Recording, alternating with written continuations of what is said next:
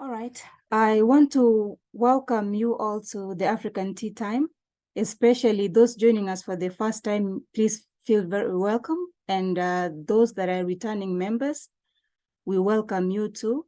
I'll begin by introducing myself. My name is Damaris Choti. I work with the African Studies Center at Michigan State University as the coordinator of student and alumni programs. And the African Tea Time series, it's one of our signature events that happens bi-weekly. And it's our pleasure today to be joined by a team that is here for a program, 6 weeks program under IREX. And I let the presenters talk more about that during their own introduction.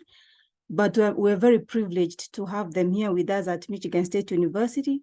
We're having 3 of them present today, and they're coming from Ghana and Ethiopia. And then we have another 2 that are going to be speaking in 2 weeks. That's on March 16th.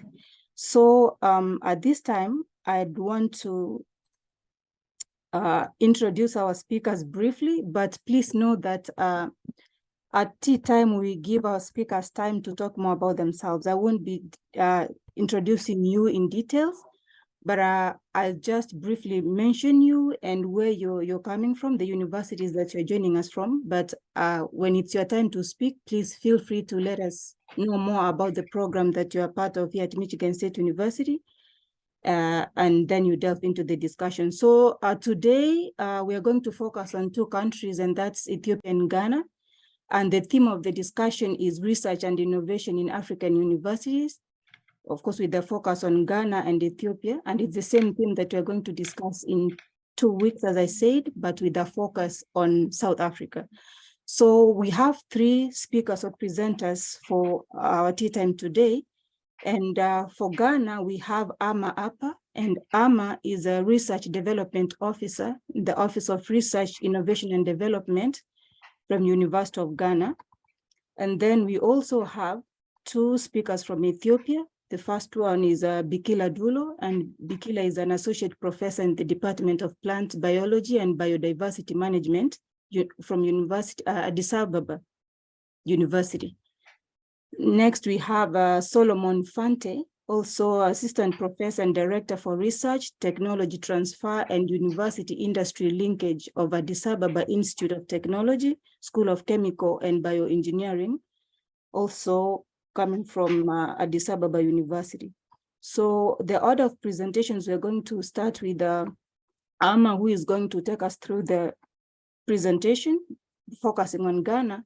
And then after that, we'll have Bikila and Solomon go next. And we hope that will take the first hour of the tea time. And then the next hour will focus on the discussion and Q&A, engaging both presenters. So for the first hour, we're going to have the presentations, and the next hour, it's going to be discussion. And I'm hoping that you will have time to stay until the end of the discussion. So at this time, I want to welcome Amma to go ahead and begin the presentation. And as I said, please feel free to introduce yourself more. So welcome, Amma. Thank you very much, Damaris. My name is Amma. 1 minute. We sharing an office, so there's an. My name is Amma. I'm from the University of Ghana. I'm a research development officer at the Office of Research, Innovation and Development. The office is responsible for managing research activities at the university. And my role is to help develop or design training programs, implement them for faculty, staff, and graduate students mainly. But for our staff, we usually focus on early career academics, and then research administrative staff and the support staff to help us build our capabilities in supporting our faculty and researchers when it comes to research. We are targeting early career researchers because we know that when we build their capabilities in research administration and research grants management, their portfolios will increase and they will be able to bring in a lot of research grants and support research activities at the university. So that's why we focus on them. We are roping in postgraduate students, mainly PhD students, and as most of them go on to become faculty as well. So that's what I do mainly at the research office. Today, my presentation, I'll just share it quickly and share.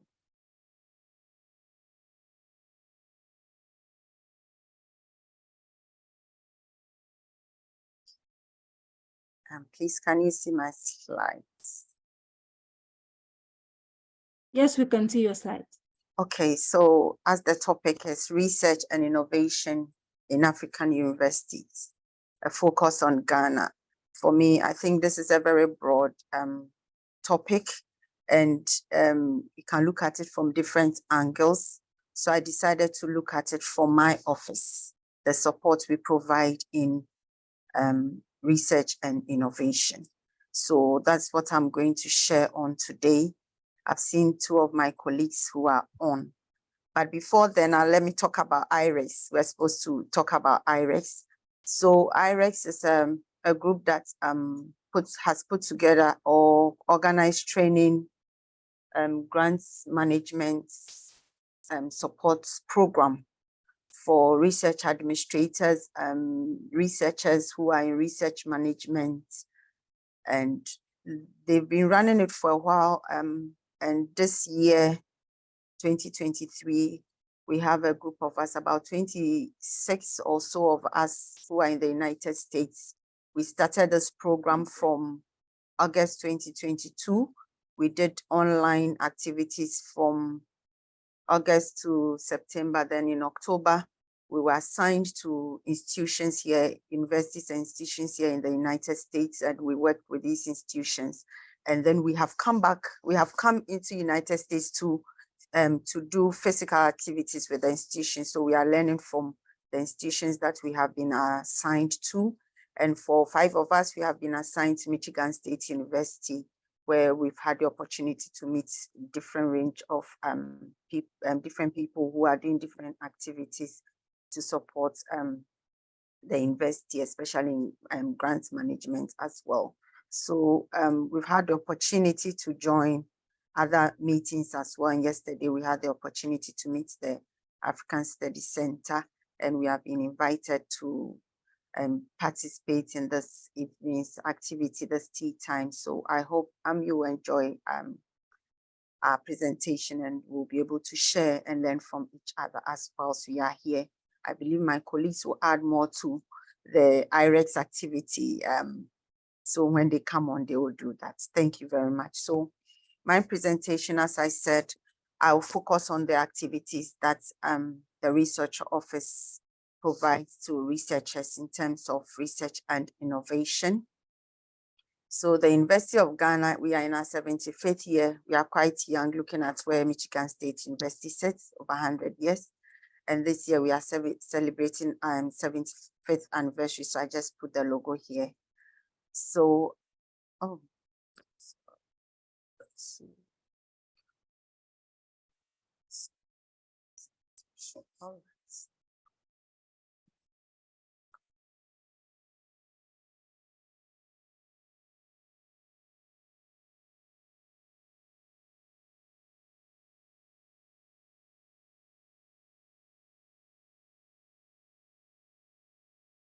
Okay, so just to let you see a view of my university. This is the University of Ghana. I think the library is what is facing me. So that's part of our university. All the red roofs are part of the University of Ghana. And very green, you can see there. So today, the content of my presentation, looking at what the university is looking at in terms of research. So I share a bit on our vision, our mission, and our strategic plan, or our strategic objective in terms of research. And then we look at how our office, the research office, has evolved in supporting research activities, and the structure and what we do, and the research management support services we provide to our researchers and stakeholders and share a bit of other units that are working in areas to support research activity. Okay, so the vision and mission and strategy of the University of Ghana. So we have this vision to become a world-class university, research intensive university by 2024. That is next year. And I believe there will be a review to see how far we have come in terms of that. And our mission is to create an enabling environment to make UG increasingly relevant to national global development through cutting-edge research, as well as high-quality teaching and learning. And we are not looking at just our nation, but we are looking at extending our research activities beyond our borders, regionally, West Africa, Africa, and globally as well. So we can impact the world. And the strategy is recognizing that research is central to the transformational process of the university and enhancing our research profile to underpin. This is underpinned by the profile, underpinned by our core values of integrity, commitment, respect, and loyalty. So that is the values the university stands on. And we're working towards ensuring that whatever research we put out there comes with integrity. We are committed to the activities that we do when we take up a research activity. And we ensure that ethically we are working, respecting all those who are involved in the research processes. Yes, and we ensure that loyalty is at stake. Loyalty. So for us, our strategic objective, research is on top. I've just put the other strategic objectives that we are looking forward to 2024. It's been running from 2014 when the new strategic objectives were put together, and we've been working with this. So research sits on top, just to let you know where research is. So research is very important to the University of Ghana, and all the other things come on. We have stakeholder engagement, stakeholder collaboration, but we use that in relation to research and work a lot. When I speak about the IP, Technology Transfer Intellectual Property Office, they work with external stakeholders to help support research activities. So evolution of the research management at the University of Ghana. So it's just this is just a pictorial view of what has happened over time from 2007 up until 2018. We've gone through processes. We had a panel come through to look at research activities at the University of Ghana. And from their recommendation, we've moved on, established a research office where I belong. And we've been working with the university, ensuring that research that we put out there makes impact. And in 2028, there was a restructure of our office and then to work in teams. So that is how we work now. A little bit about our office. Our office is our mandate is to promote, coordinate, and facilitate research activities in the university and lead in the development of the university strategic plan, including business plan and fundraising. And we are headed by a pro-vice chancellor, and he's at the highest level of management. So most of the things that we do goes up to management level. This is our operational team, and this is how we work. So we have 6 teams, and we have an account office that supports all the teams. And we have the research performance team. This is just show, but I'll move on to this slides where we talk about what we do. So we have the technology transfer intellectual property services, and they develop innovative mechanisms to sustained engagement with stakeholders.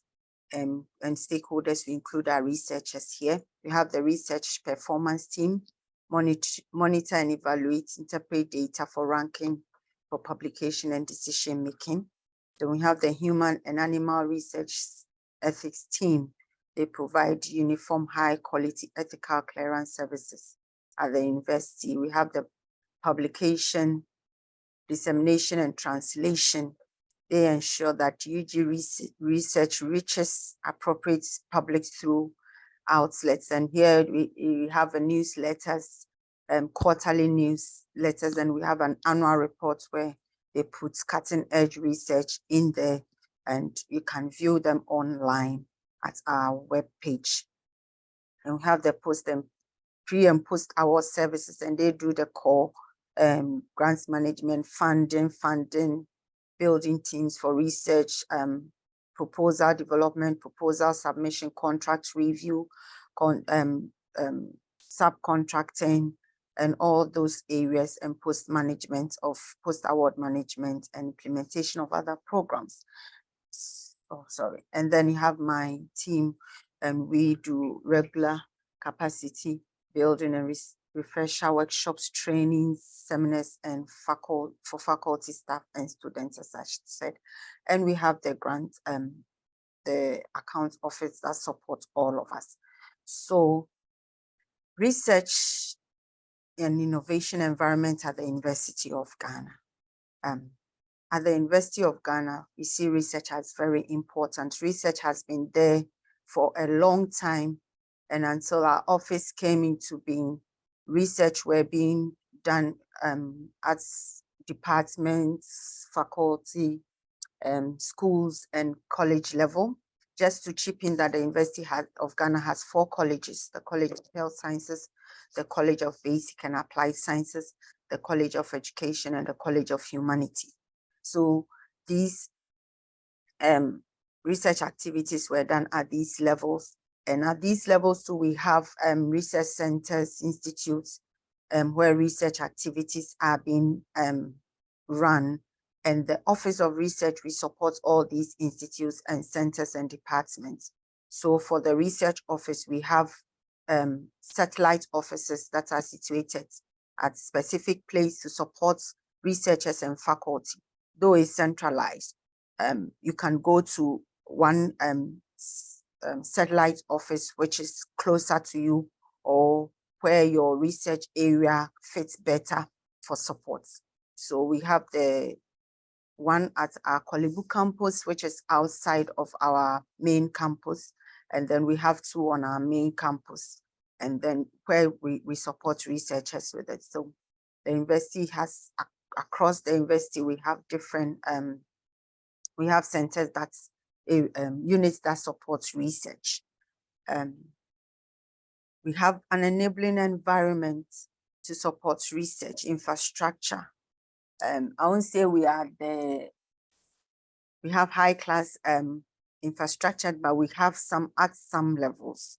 When we take our new centers of excellence, the African centers of excellence, they have very new and well-equipped labs and infrastructure to support research. And during the COVID, our Noguchi as one of our centers, Noguchi Center for Medical Research, they supported the country with a lot of testing the variants of the, the virus, the sequence. Other center, which is into cell biology, also helped in that area. I've listed them in the presentation somewhere. You can just mention what they do.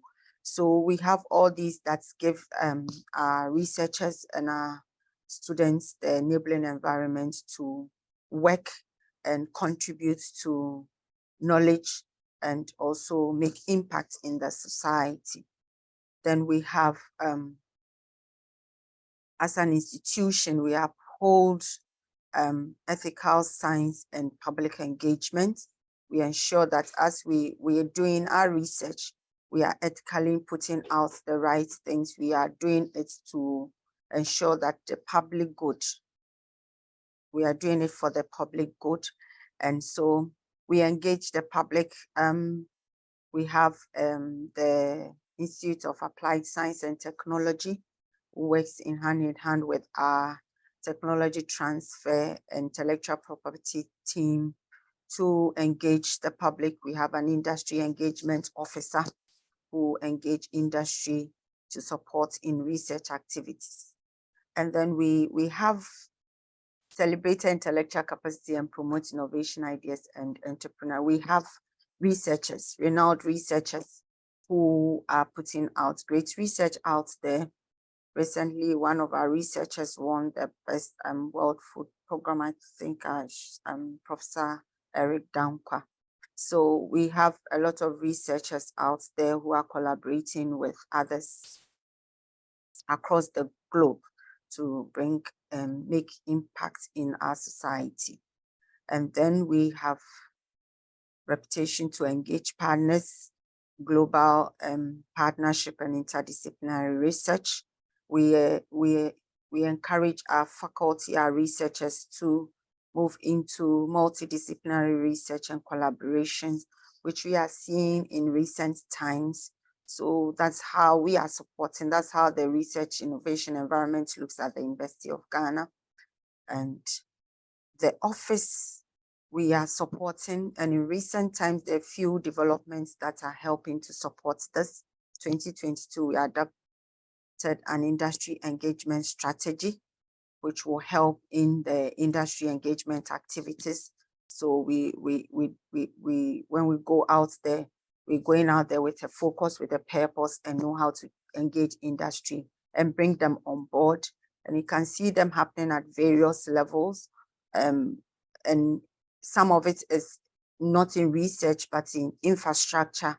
And all these are coming up because of how we engage industry. In recent, I think a few weeks ago, one pharmaceutical company is supporting the medical school to put up a clinic for their clinical work of the students at the medical school. So these are some of the engagements that we are involved in. 2022, we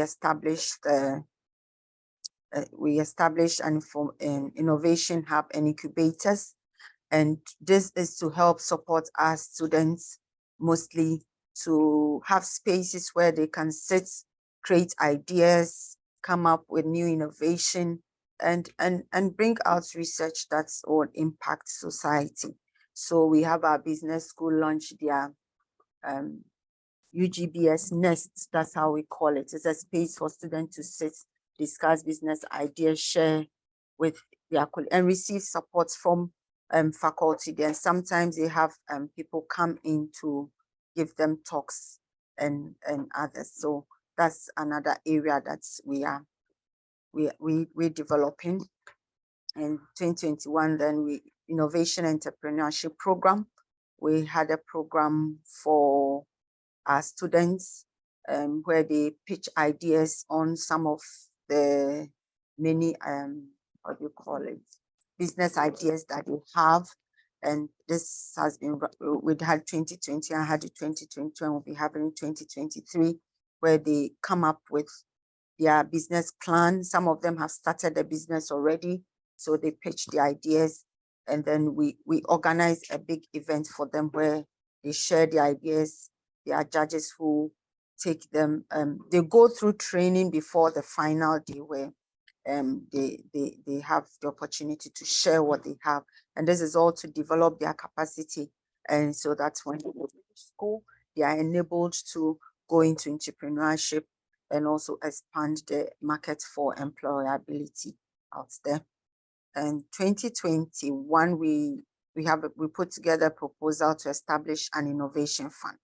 So with all innovation going, if there is no fund financial support, it will be difficult for some of our faculty to, because some of them are not able to win the big grants that's they're out there. But with this fund, we'll be able to push innovation and get more of our researchers on board. And we developed an innovation policy. It's still in the process of being approved. So that's how we are supporting research and innovation. This is some of the activities that we do to support research and innovation. So we have a UG Tech Online, and I'll talk about it in the next slide.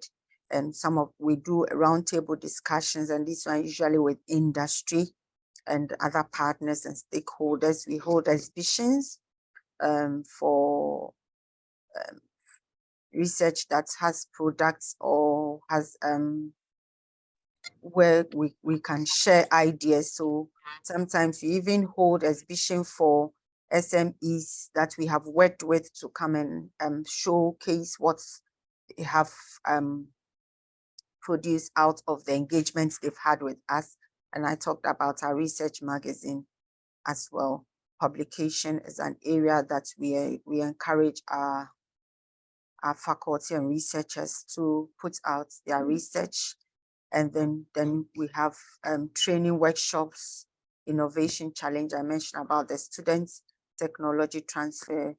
That's one area that I would say we're having a challenge to put out a lot of technologies, but we are on course and joint ventures as well with other institutions and stakeholders. So can mention joint venture.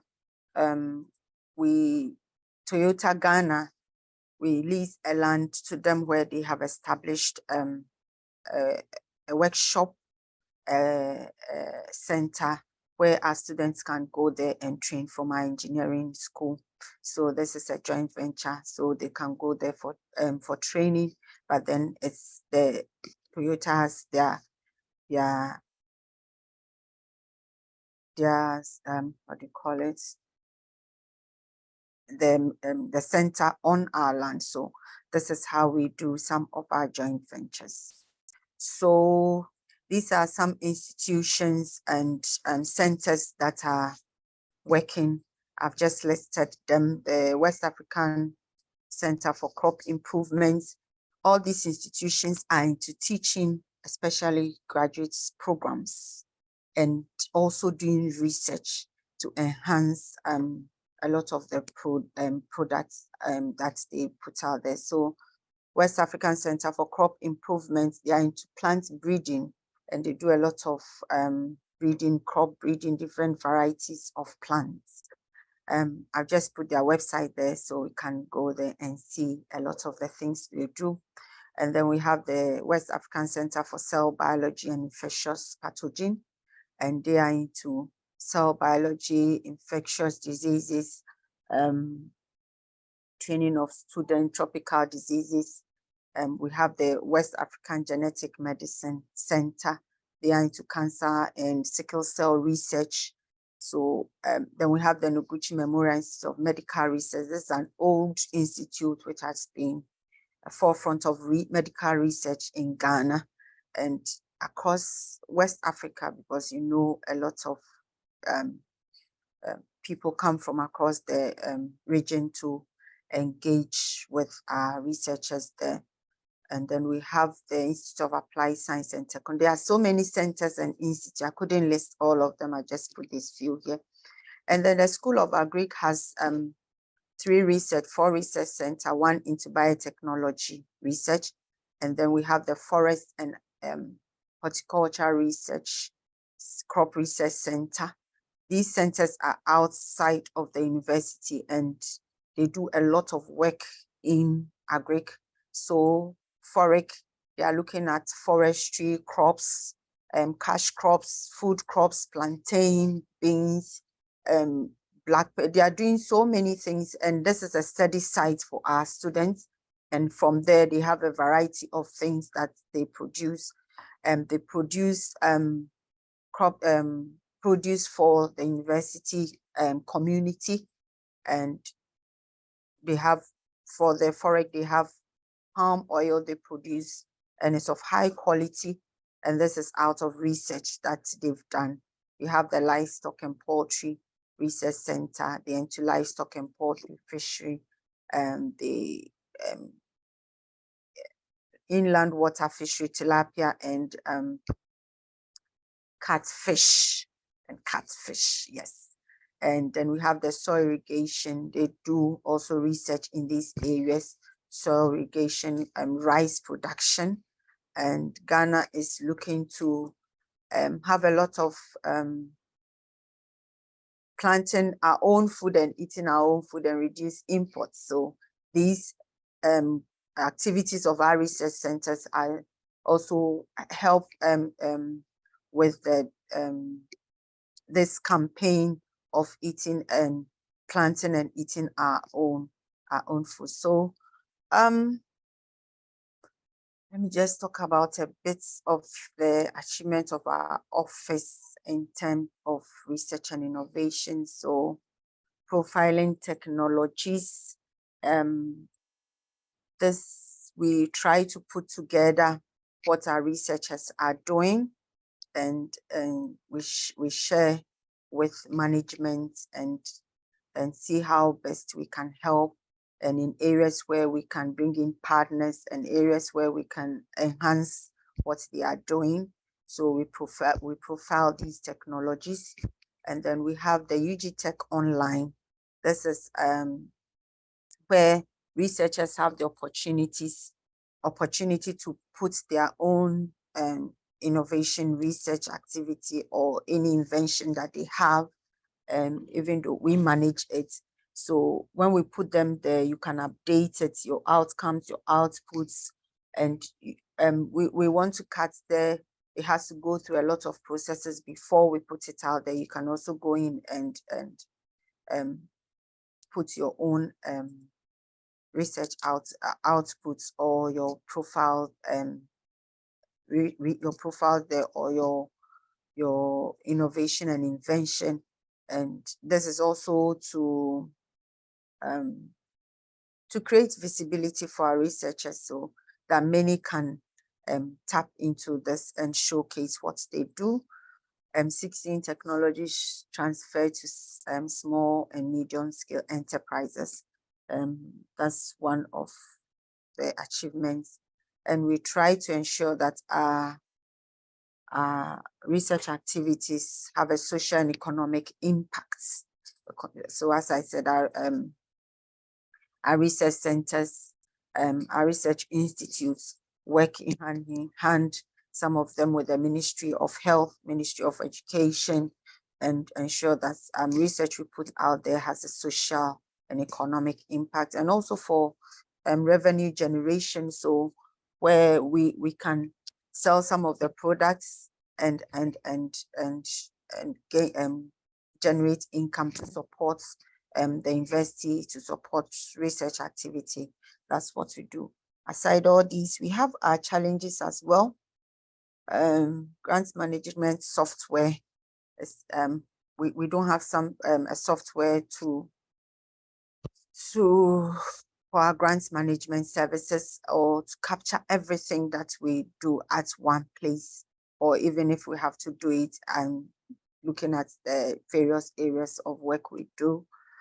And then we also have that publish and perish syndrome, where we have researchers coming out with new innovation, but before we get the opportunity to work with them through transferring the technology IP processes, they've published because they need the publications for their promotion.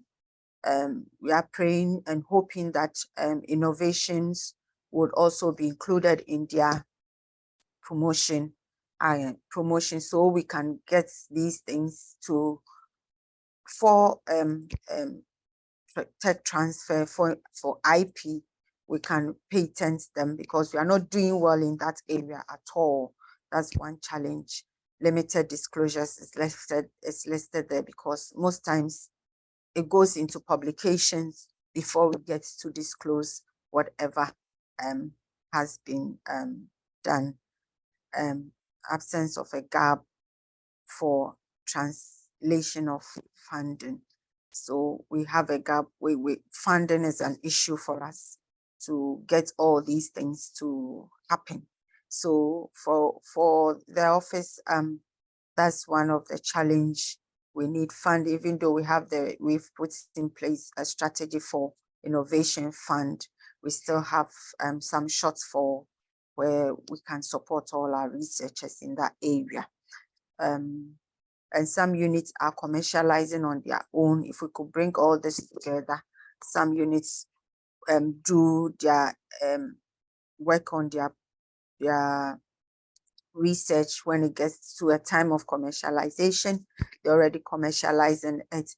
It doesn't go through our office, where the technology transfer and intellectual property will have the opportunity to look at it and see which ones can go into where we can patent, where we can for IP purposes and tech transfer purposes. Some units are already into this. So I'm just sharing. So let me see. This is a recent innovation, and it's an interdisciplinary research that was done. So teams from the School of Engineering, the Noguchi Memorial Institute of Medical Research, and came together to put to develop what do you call it, in university. Okay, so this is the title of whatever. So let's see if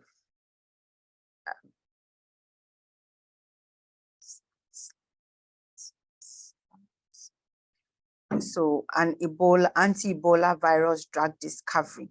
So that's a discovery that's a group of researchers. So whilst we talk about transdisciplinary, interdisciplinary, multidisciplinary, this is one example of that's coming from engineering, medical science, and working together to come up with this anti-Ebola virus drug discovery.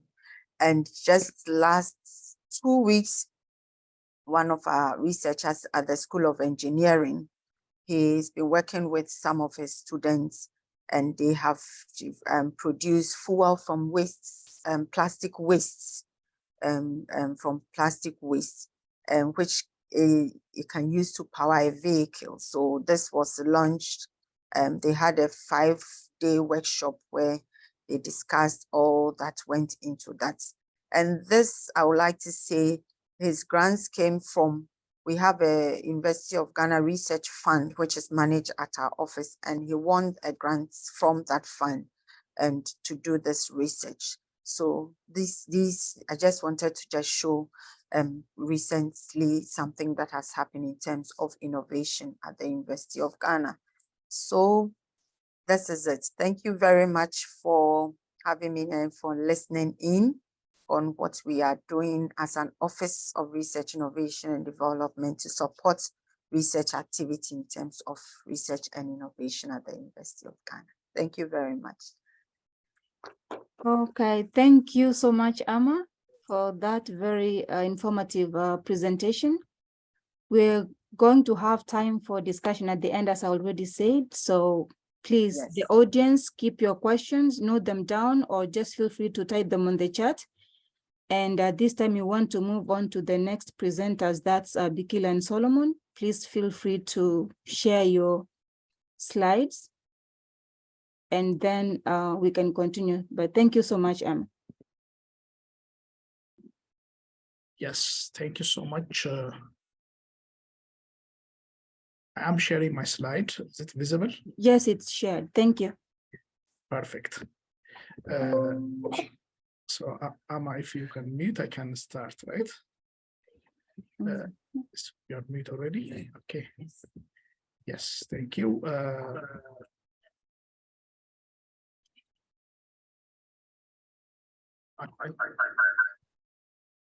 Just don't mute yours. You have to mute your mic. Okay. Do you hear me? Yes, we can hear you, but we can't see you. Yes, I'm trying to put myself on video. Oh, okay, that's good. Thank you. Okay, perfect. Okay, thank you. Yeah, so good afternoon, everyone. My name is Bikila. I'm from Addis Ababa University. Myself and Solomon, we are going to talk a little bit about Addis Ababa University just to give you some ideas about Addis Ababa University. First of all, I would like to say we really want to express our solidarity on your grief. We came in a very difficult time, we understand, and we hope and pray these things will not happen again on this beautiful campus. Why my slides are not going? Next. Yeah. They are. Okay, yes, thank you. So just briefly, Solomon, maybe he can say a few things about himself, and then I will continue, and then I will talk a little bit about Addis Ababa University. Good afternoon. Good afternoon.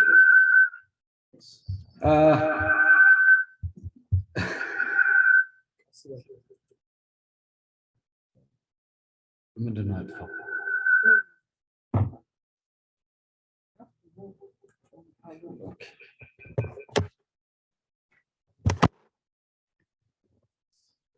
Maybe, is it okay now? Yeah, I'm Solomon. Nice to meet you guys.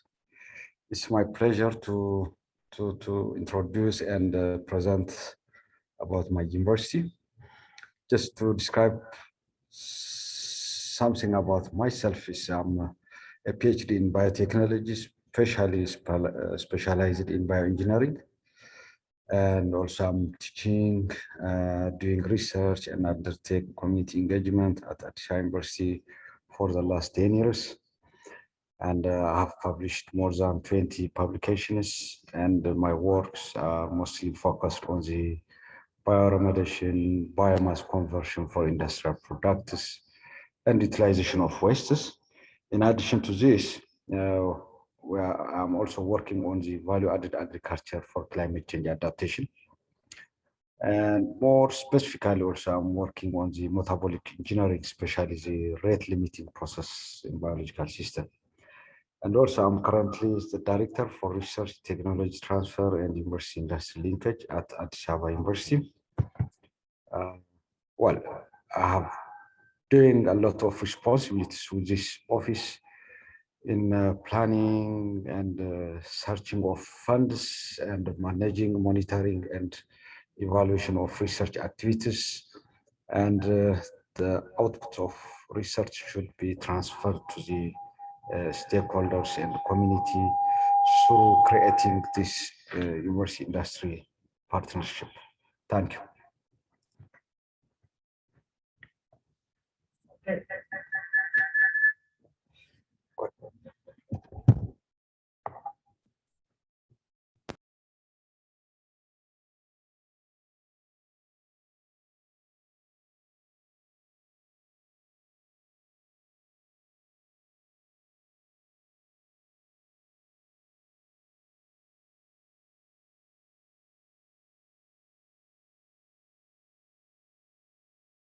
All right, so Bikila is going to go next.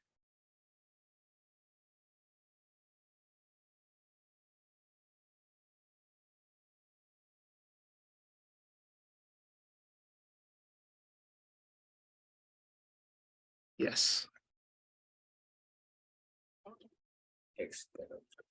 Yes. Sorry, I thought I muted them myself.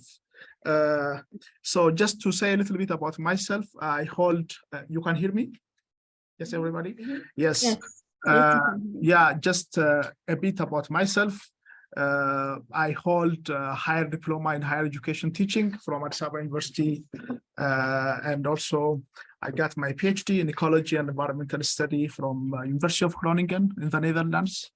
Prior to that, also from the same university, I got my MSc in evolutionary biology, and from it's stuck.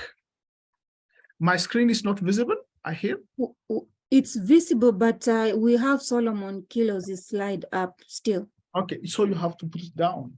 Yeah. Out on. No. Maybe you just need to move to the next slide.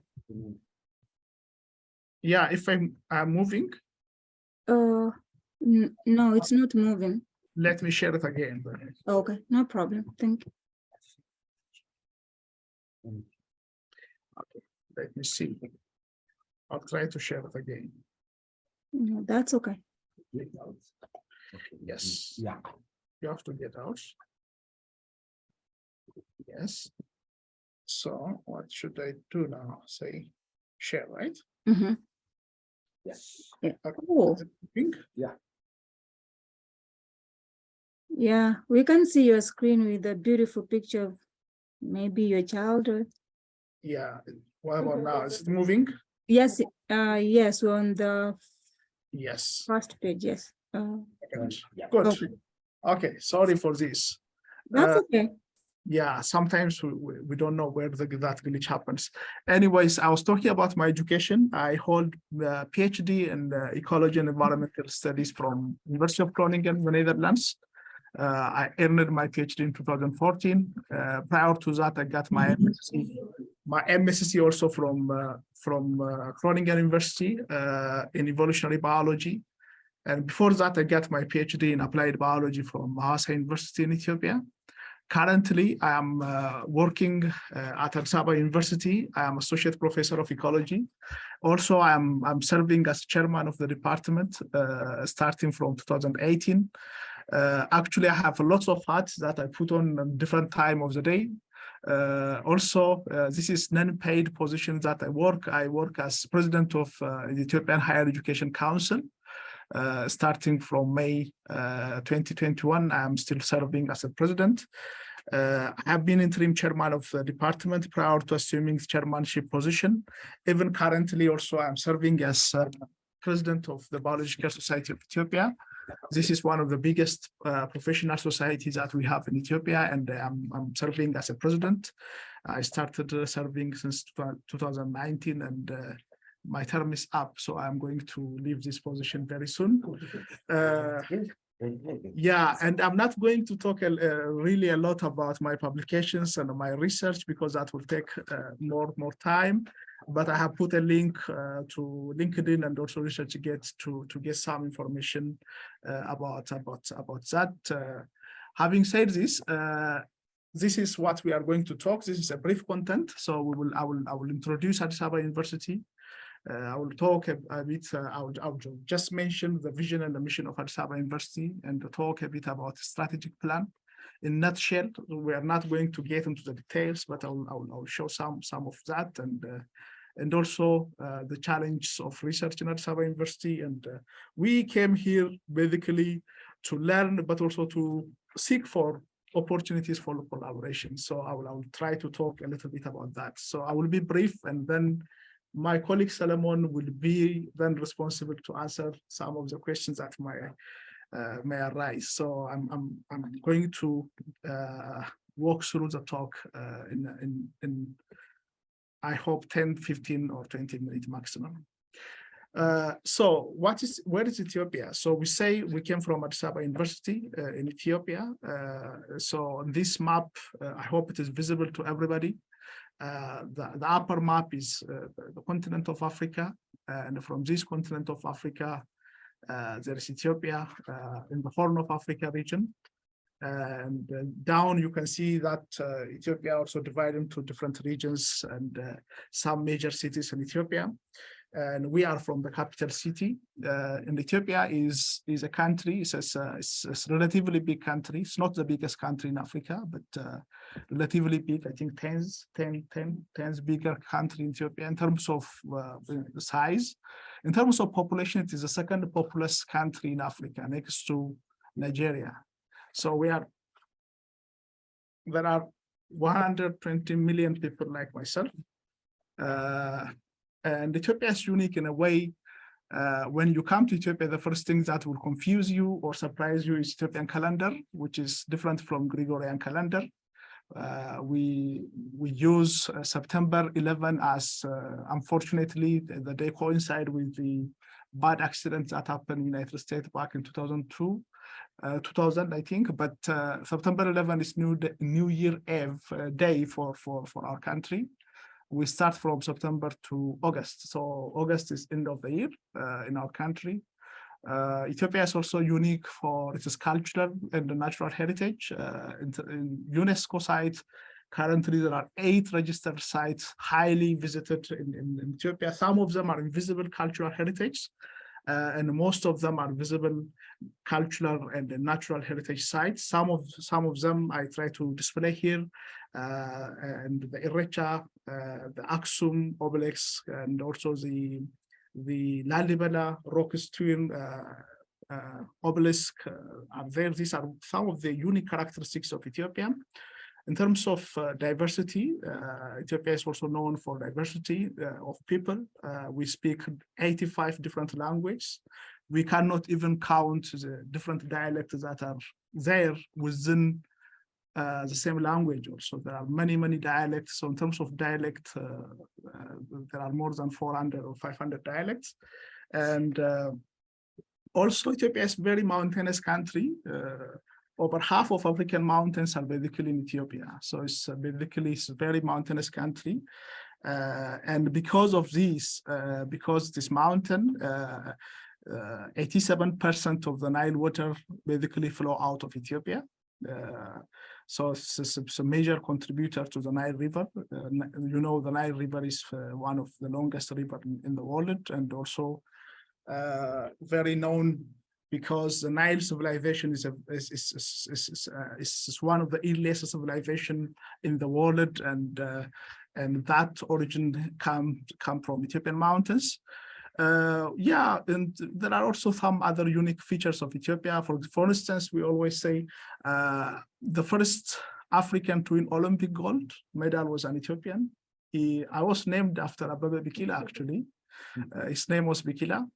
And we are the origin of coffee, barley, and in general, Vavilov, origin of diversity for crops. So you can see the upper map for area of the world where different crops were domesticated. And so Ethiopia is one of those areas where lots of crops popped up or domesticated, and famous of these are coffee and barley. So this we use these crops in our daily life. It's also seat of African Union, the African CDC, Economic Commission for Africa. And Addis Ababa is generally known as the third capital of the world because of the number of embassies, the number of diplomats who are there. I think the first is New York, and then Geneva, and Switzerland, and the third is Addis Ababa. So that's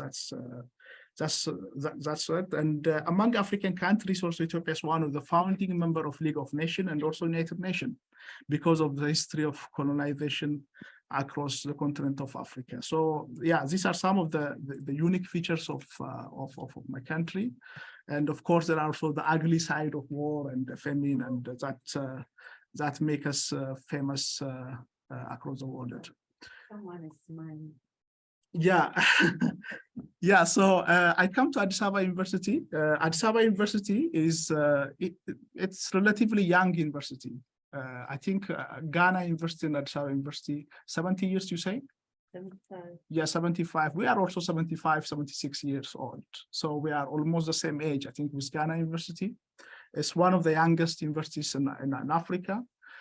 We started as University College of Addis Ababa in 1950, and we started with 33 students. And then, yeah, it was later called Haile Selassie, the first university in 1960s, named after the king of Ethiopia. And then 1970s, during the military government, it was named as Addis Ababa University. And the name that we maintain is started back in 1974. And one of the unique feature of Addis Ababa University is it is a mother for several universities in Ethiopia.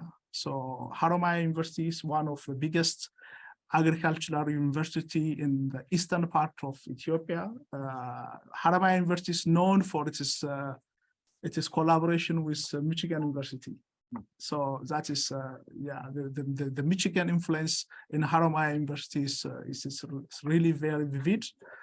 Yeah, and it used to be College of Agriculture of Addis Ababa University. Now it became university on its own.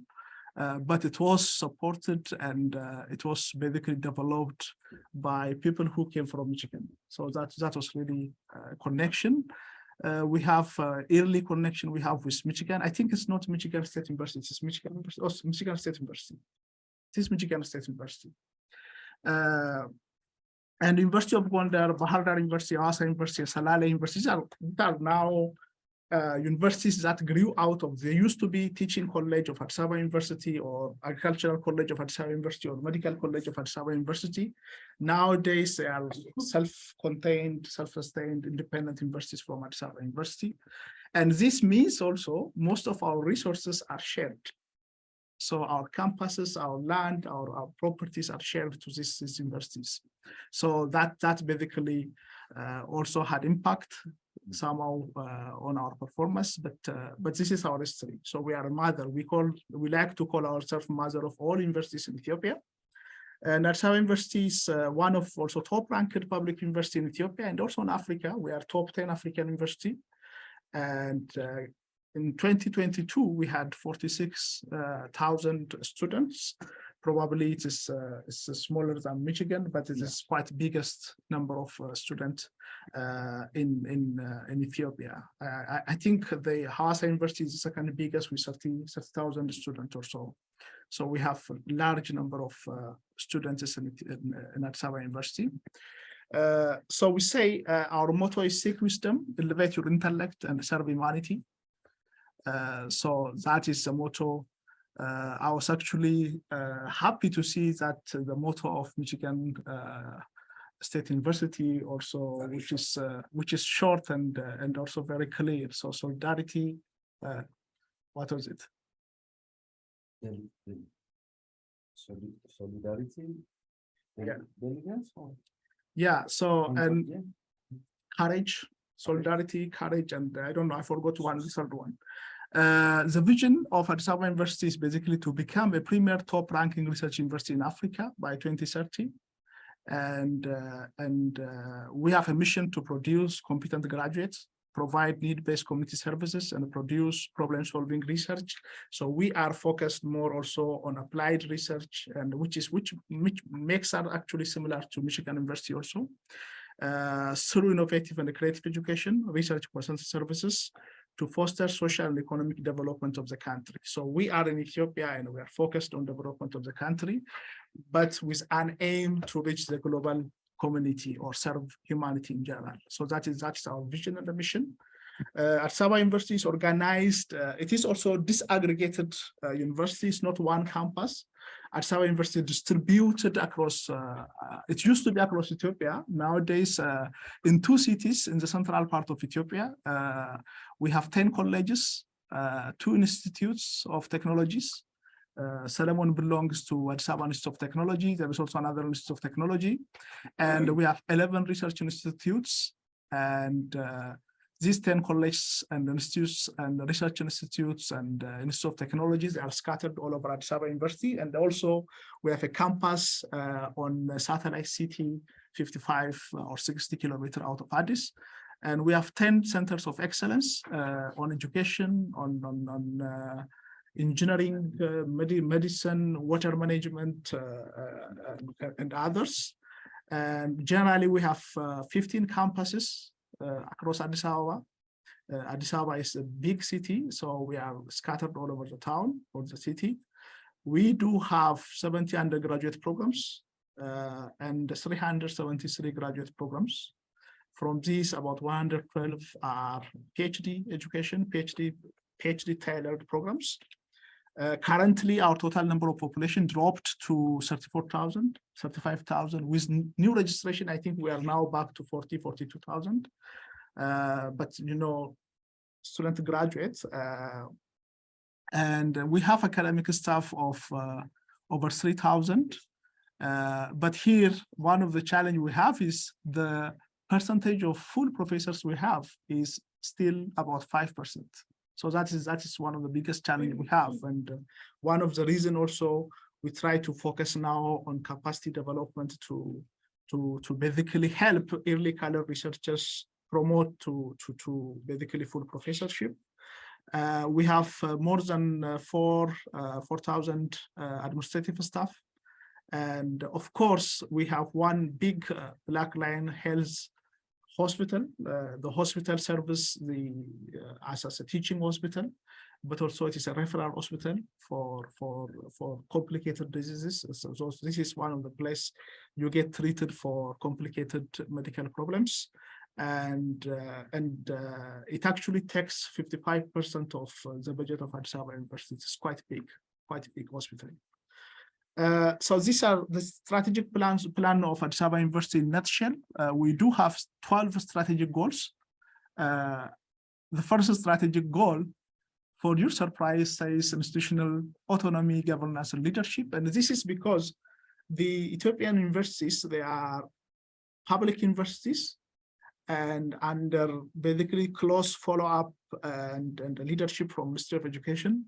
And we say we need institutional autonomy to run our own system. And now we are in the process of becoming an autonomous, I think the first autonomous university, which means also the budget or the finance we receive from the government will decline.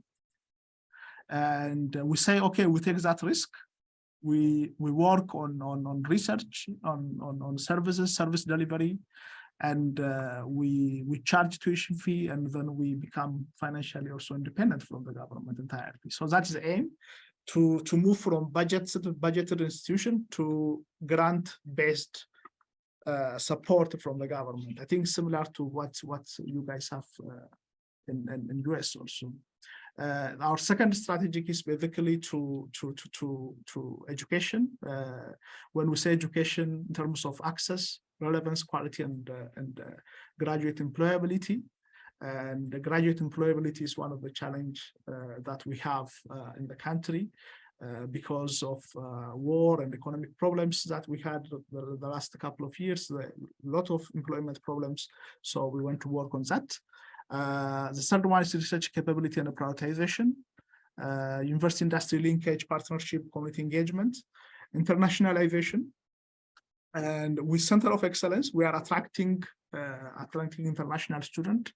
And we do have students from different African countries who come for postgraduate studies.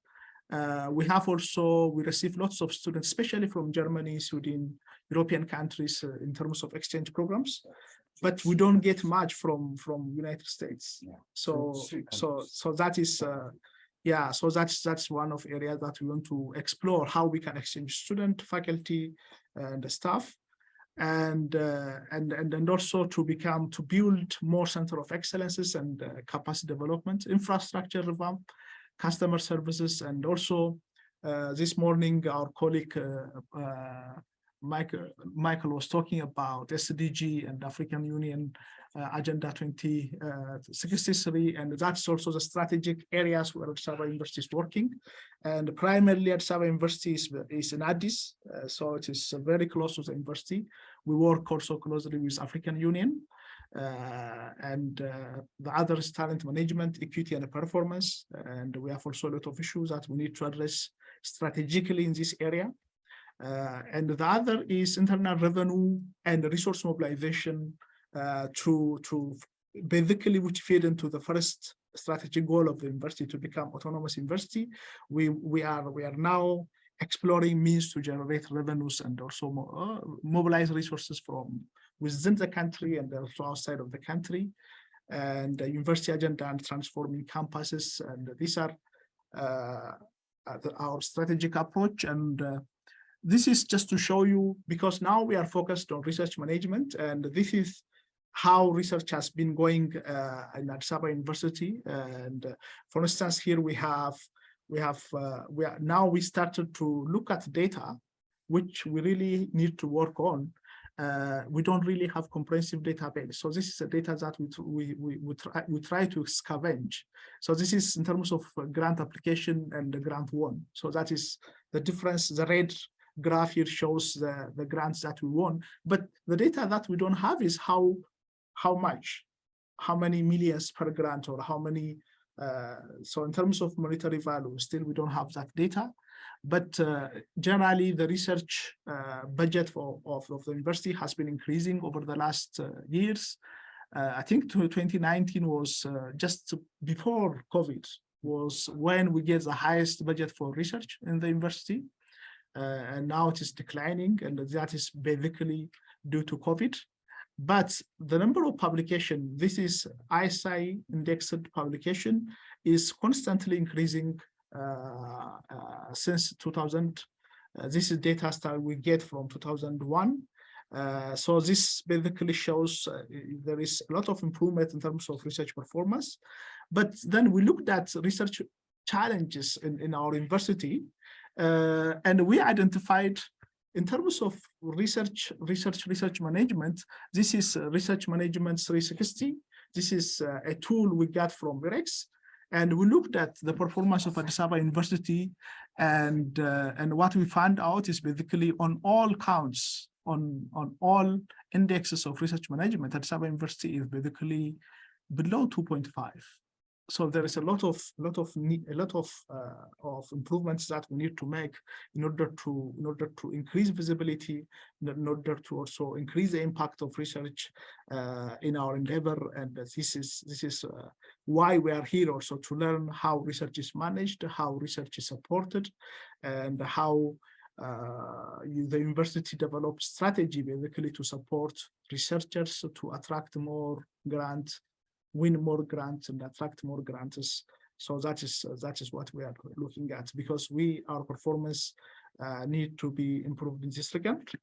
But there are a lot of opportunities for change. We are not gloom and doom only. We look at ourselves and say there is high demand for higher education in Addis. So this will help us leverage basically to attract top talented students. So there's high demand. So there's also increasing societal, government, private demand for applied research. And this is an area we want to tap into. So nowadays, Ethiopia is building a lot of agro-processing industries, industrial parks, and that also need input from universities. So we are looking into international experience, how universities link with private sector. Also, there is now what is called a public and a private partnership between university industry linkage, what Solomon is working on. So we are looking at that possibilities and learning experiences to basically delve into that, because there's a lot of opportunities that we can actually seize to increase the visibility, but also the performance of university. There's high demand for community services and problem-solving research. There are lots of companies, startup companies now demanding knowledge-driven or data-driven research for their development. We do have now a conducive policy environment for gender and inclusivity issues in the country in general, but also in Addis Ababa University. We have institutional policy that cater to this. And we are open and we are ready for international partnership with public and international bodies. We collaborate a lot, basically, but we need to make that collaboration strategic, institutional collaboration between our university and such as MSU and other universities. For example, I myself collaborate with Colorado State University on certain projects, research projects, but that collaboration is not institutional and strategic collaboration. So it's a sort of disciplinary collaboration. So we are looking at sort of more strategic and institutional collaboration, so that we learn, but also we build a partnership where we can benefit, both partners benefit from that collaboration. And we say we do have geographic advantage. We are the capital city. We are found in the capital city with a lot of opportunities that I mentioned above. We are also the seat of African Union. There's a lot of opportunities to collaborate and work with institutes of African Union. And there are many international organizations, financial, economic, and political capital. So we want to seize that opportunity, and also want to forge partnership on research with multiple stakeholders, including NGOs, and IGOs, and the existence of rich historical, cultural, physical, biological, archaeological resources also make Ethiopia a very good place to research and to travel, and also to learn culture, to learn early civilization of humanity.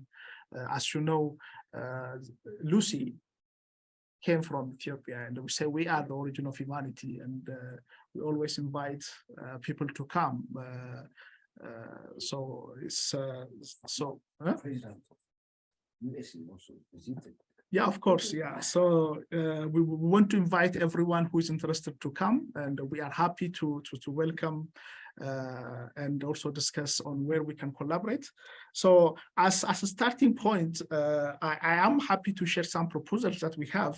We are basically trying to look at how we can collaborate on capacity development for early career researchers. And also we wanted to bring to Addis Ababa University some institutional change in terms of grant making, grant management. And there's a lot of things that we learned already, and I hope we'll continue to learn, and we'll continue to meet more people on grant making, grant management, and the different aspects of attracting funds to the university. And especially also the idea of innovation and grant making is exciting. So I'm looking to that. In terms of thematic research areas, we are focused on sustainable community development. So there are a lot of opportunities to collaborate on climate adaptation and mitigation works. For example, USAID fund lots of projects in Ethiopia. So we also look into some possibilities to basically approach USAID to fund some projects on environment, land restoration, and agroforestry practices, climate smart agriculture, agro-processing, agro-industry, biotechnology, education. I hear and I saw that Michigan State University, the education faculty is also one of the best college, and we will be glad basically to involve also in that kind of partnership with the faculty, and also want to learn entrepreneurship and innovation and how MSCU basically built in entrepreneurship and innovation into this curriculum, and also how to inspire its faculty and students basically to become entrepreneurs and innovate in terms of knowledge and technology. So we are very excited to meet lots of people and also take some of your questions and discuss. For this trip, myself and my fellow Ethiopians, there are 6 of us, I think, in Addis, in US now.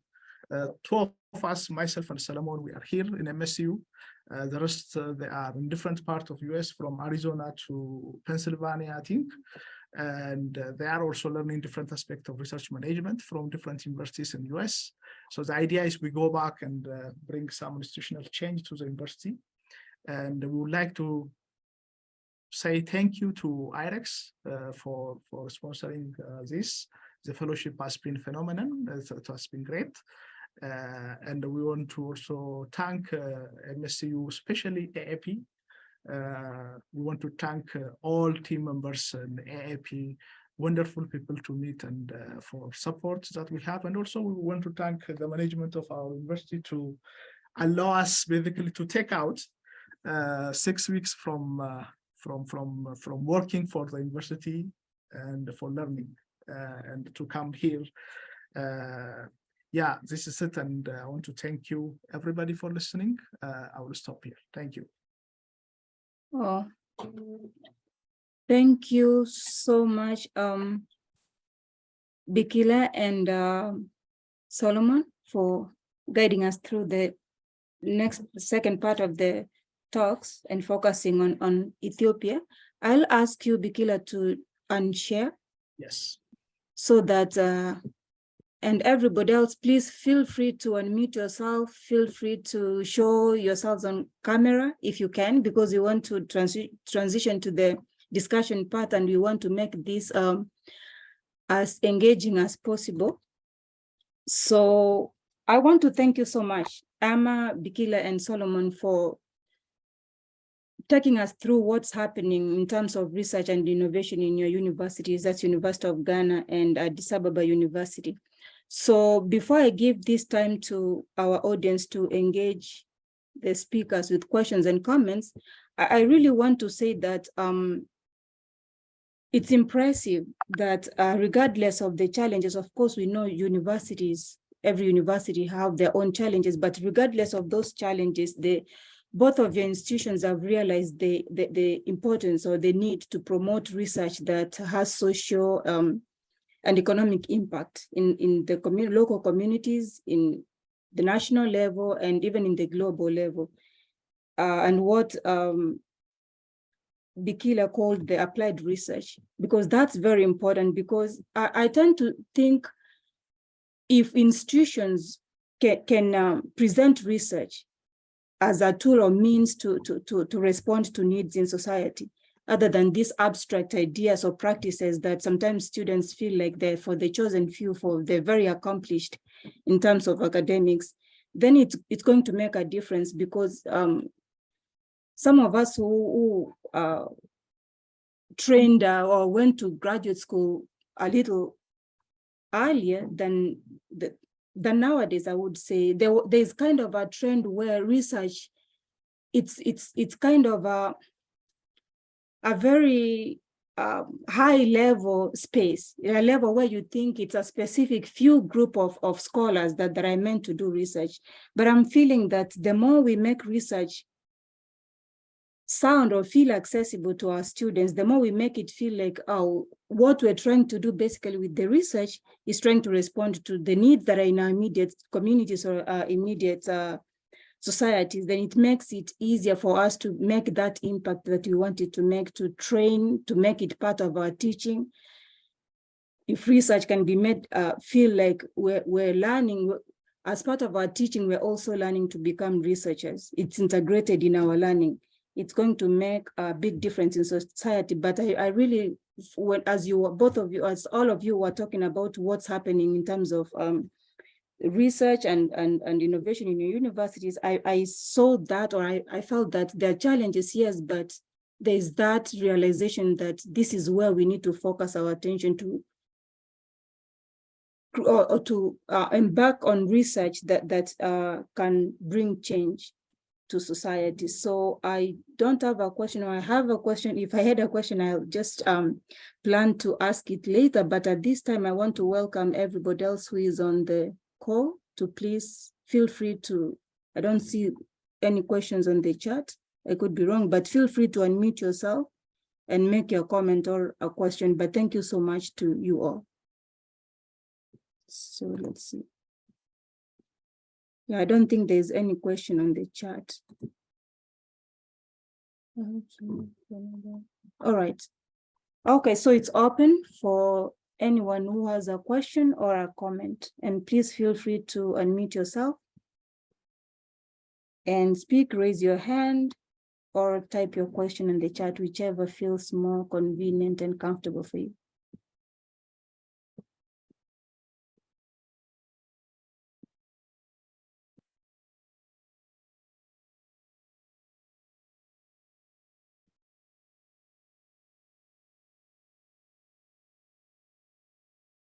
I don't see any question. I don't see any comments. No, there's questions. Oh, there's a question. Michael has a question. Welcome, Michael. Thank you very much, Bikila, Solomon, and Amma, for presenting something about your universities. So I think some of us now that I would say, well, myself and Palisa and some of others online have gotten the opportunity to know what you are doing in your different universities. My question will be this. We have been preaching, so to say, or we have been encouraging other universities within Africa that we will have to strengthen research collaborations in Africa. And when you were presenting, Bikila, you mentioned having a lot of collaboration outside Africa, which you mentioned. And when Amma was also presenting, you didn't mention whether there's any kind of collaboration within Africa. And I believe now that we are here now also now to learn the best practices from the US, and at the same time now to understand what we can do in terms of bringing together our own kind of strength back home. So I would be very grateful if you can just mention if you have any kind of a collaboration, research collaborations or partnership within the continent with other countries within the continent. That would be very useful to us as well. Thank you very much.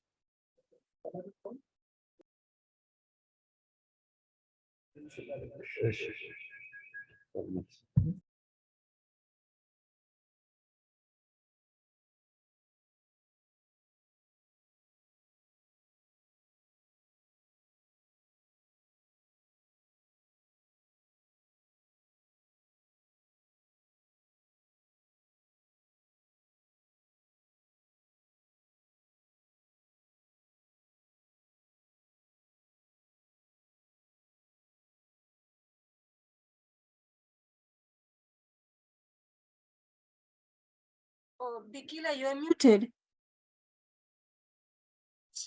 Yeah, so I was saying at Saba University, now we have collaboration with more than 127 universities. And out of these, I think 1/5 or so are from Africa. And for example, in August, I was in South Africa at Rohrs University, where we have a big project on water management with Rohrs University, which is basically funded by UKRI. But under this project, what we have is this is a capacity building project. We have universities from Nigeria, universities from Senegal, universities from Rwanda, universities from Uganda, universities from Tanzania. 8 African countries basically participate in that project. For example, with Makerere University, I cannot even tell you how many projects we co-run together with Makerere University in Uganda. Also, several universities in South Africa. So the partnership we are building is north-south, but also south-south collaboration. So with different African universities and with Kenyan universities, we have with University of Nairobi, with Egerton University, with many universities in Kenya, where basically they are also close to us, with universities in Sudan, South Sudan, in Djibouti. We have a lot of collaboration projects that we run together, and some of them funded by international partners, some of them funded locally, but through what is called NEPAD or IGAD. So there are regional also intergovernmental organizations that are supporting. So if you also know the Nile Basin Initiative, within that framework also there are a number of universities that basically partner and work on Nile issues. So there is a lot of collaboration that's going on the continent, but then the continent needs to open itself up also for collaboration with especially universities in the Northern Hemisphere. There are lots of things that we can learn also from here. So that's basically why I focus on this. Otherwise, we collaborate a lot. Okay. So just to add to that,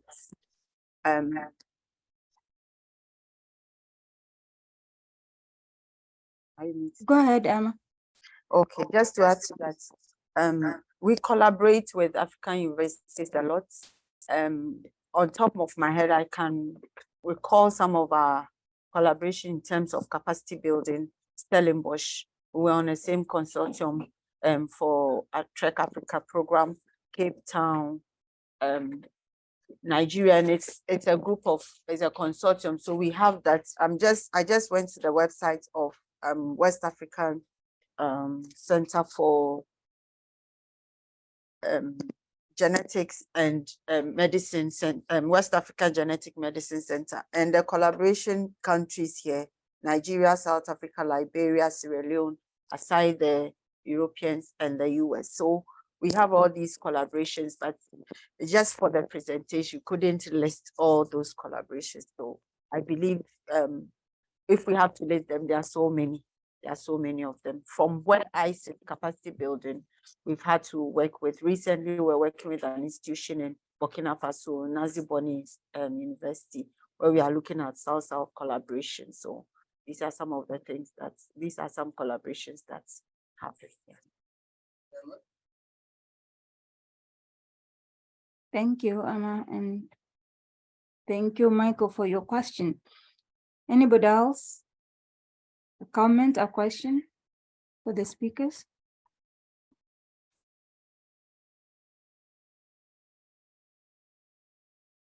It does seem like you did your job so well. Everybody was all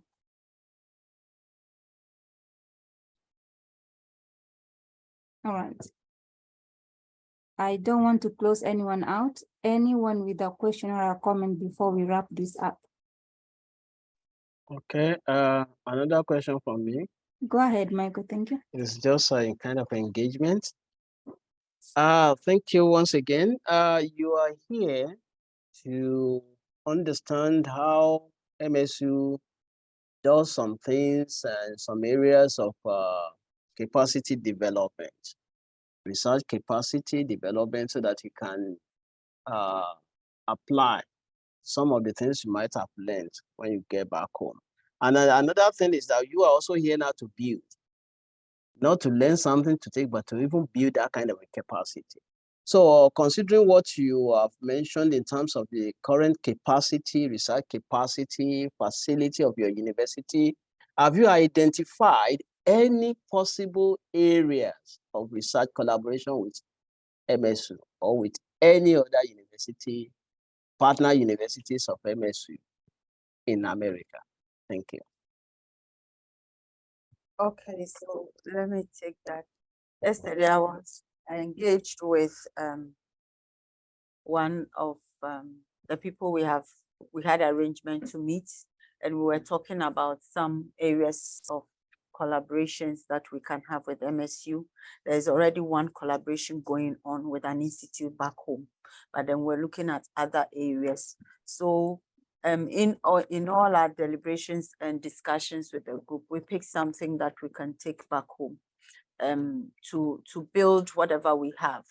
So I believe for me, looking at the global ideas, how they put together the teams to apply for big grants. They don't wait when the call has come out. It's one learning that I'm going to share with our team who are engaged in the pre-award process, that they should look out for possible grants that may come up in some areas, especially the big ones. Put the teams together before they go out there and apply, because then there's a lot of time, you have a lot of time to look at all the team dynamics before the call. So for me, I'm picking information I'm picking from each meeting. Maybe not everything that will go out there and implement. There are some that are useful. I would want to say, especially all the discussion we've talked about postdoctoral studies, which Alisa, our colleague, has shared a lot with us. It's something that I have put down to discuss with our office if we can institutionalize ours. Because though we have postdoctoral studies running, they are run in departments, institutes as like individual activities. So a professor gets a grant and needs a postdoc. Yeah, they recruit a postdoc. We don't have an institutional process to do that. So these are all learnings that we can take away. I can take away with me. Yeah, thank you. Thank you. Bikila or Solomon, do you have any comments on that? You're muted, Bikila. Oh, Solomon.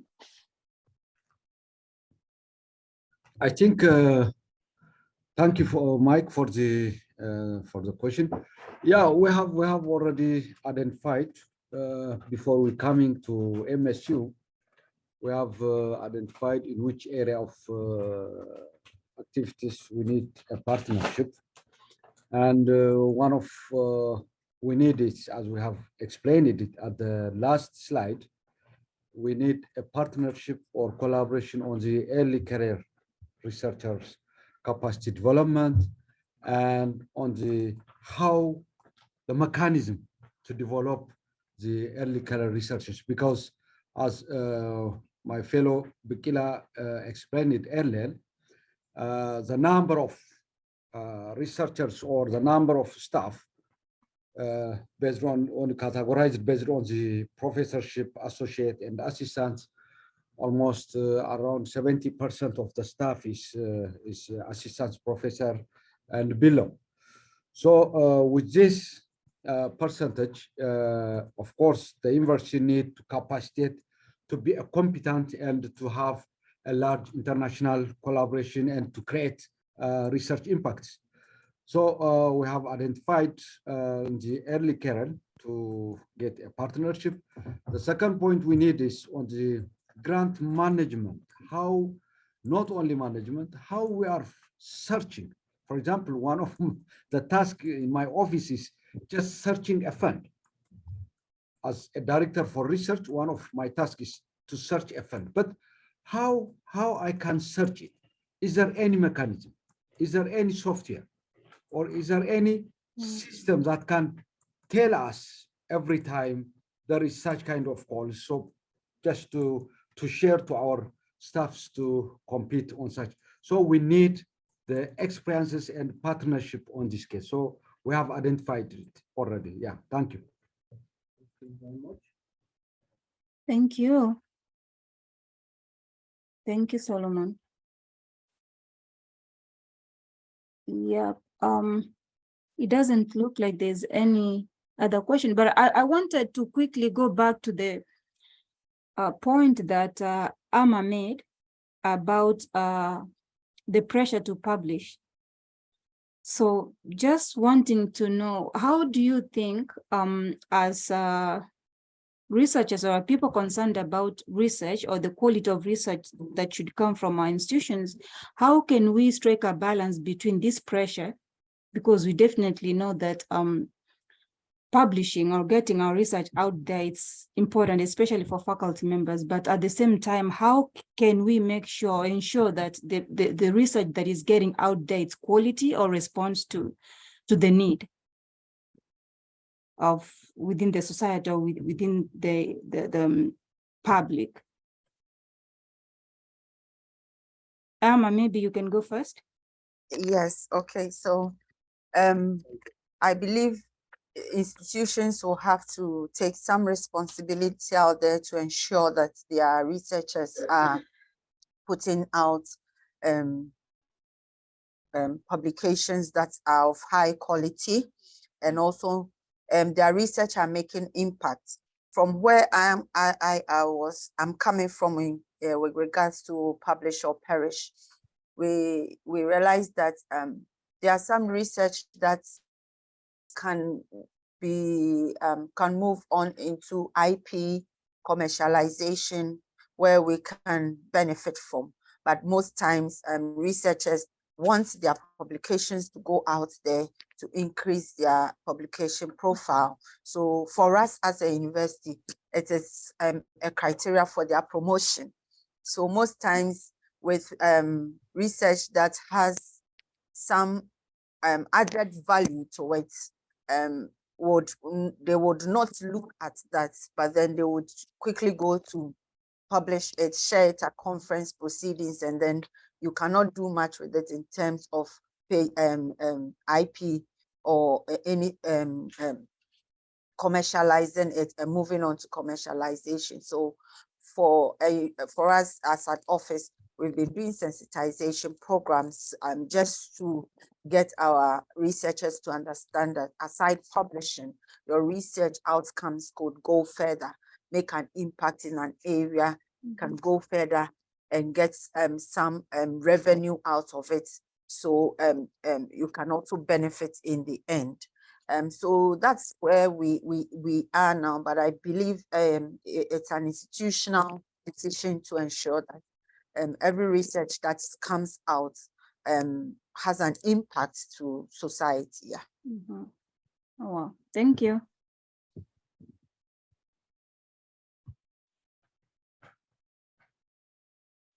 Just to add some point, Mhm.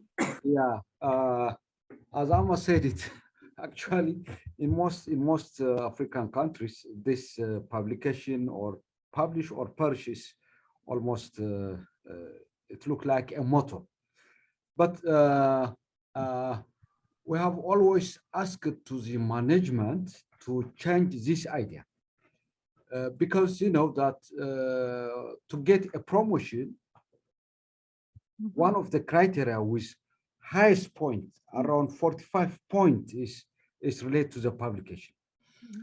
But they are not considered. What about if someone is patented? They do not consider if someone is transferred and utilized its technology by someone or a company or in agriculture. What will be in the promotion? Or what will be if you are commercialized?